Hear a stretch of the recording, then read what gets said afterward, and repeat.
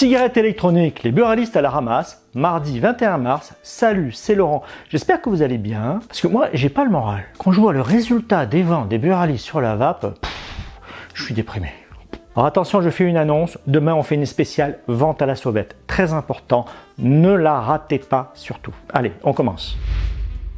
Aujourd'hui, on va s'amuser à réfléchir sur quelques chiffres. Attention, il va falloir me suivre. Vous allez être étonnés. Écoutez bien. En 2021, le chiffre d'affaires de la vape en France était de 820 millions d'euros. On l'estime à 1,2 milliard en 2023. Mémorisez bien. Vape égale 1,2 milliard. Jusque-là, tout va bien. Maintenant, parlons tabac. Le marché du tabac en France était de 20,4 milliards d'euros en 2022. Si on compare ça comme ça, le chiffre d'affaires vape à celui du tabac, il est minuscule. Mais allons plus loin. Si on enlève aux 20,4 milliards les 17,4 milliards d'euros de taxes sur le tabac, si on enlève ensuite les 1,20 milliards d'euros qui vont aux industriels du tabac, le vrai chiffre d'affaires sur le tabac des buralistes est de 2,4 milliards d'euros. Donc tabac pour les buralistes égale 2 milliards. Et c'est là que c'est passionnant. Parce que si on compare maintenant les 2 milliards d'euros de tabac chez les buralistes en 2022 aux 1,2 milliard de vape en 2023, on peut dire que le chiffre d'affaires total de la vape représente 58% de chiffre d'affaires tabac des buralistes. Vous avez bien entendu, la vape en France égale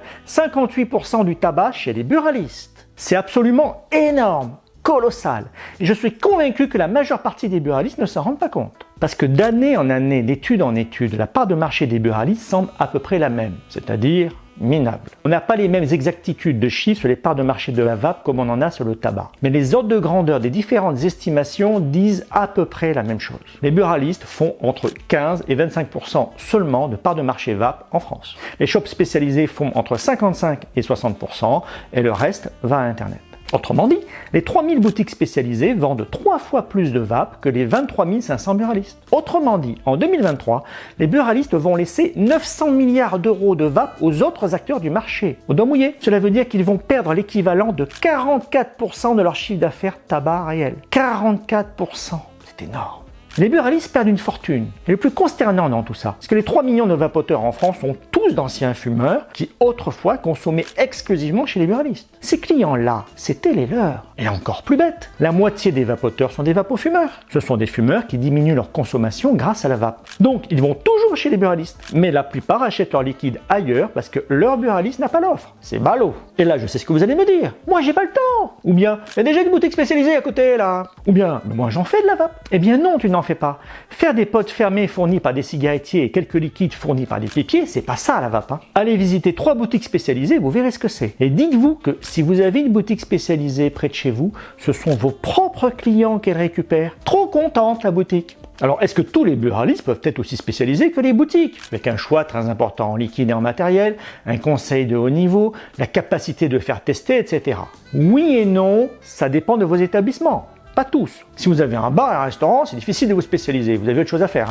Mais vous pouvez avoir une petite offre de qualité adaptée à votre disponibilité. En revanche, si vous êtes en civette ou en tabac presse, vous pouvez devenir vape shop spécialisé. Même dans des villages, on a des exemples de belles réussites. Et puis qu'on ne me dise pas que sur les 23 500 buralistes, on n'a pas 3000 tabacs spécialisés en vape pour conquérir le marché. Moi, je ne jette pas la pierre aux boutiques. Elles ont pris la place qu'on a bien voulu leur laisser. Elles ont fait le job. Alors soyons clairs, la presse ne va pas bien, elle est déclinante, les gens lisent moins de magazines et en plus ça vous prend du temps. Rien ne vous empêche de diminuer le rayon presse pour implanter une belle offre de vape. Je connais même des buralistes qui ont totalement viré la presse pour ne faire que de la vape.